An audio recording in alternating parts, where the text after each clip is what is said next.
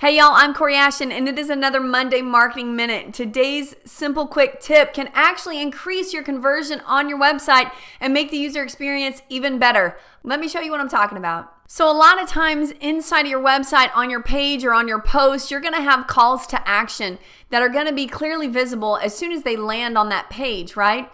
But any pages that are going to be longer as folks are scrolling down the page, you want to engage them about middle of the page with a call to action.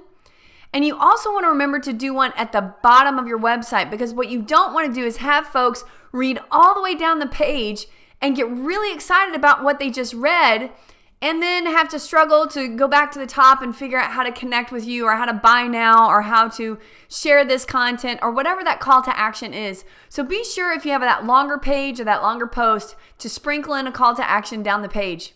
I know that that's a very simple tip, but it can actually improve your conversion overall. So go take a look today at your longer pages, your longer posts, go through each one and be absolutely certain that you've sprinkled in a very clear button type style call to action so folks know that it's clickable. They know they can reach out to you. I hope this helps you. Every Monday I'm releasing videos just like this, so be sure to subscribe to the channel. I'll see you next week. Bye, y'all.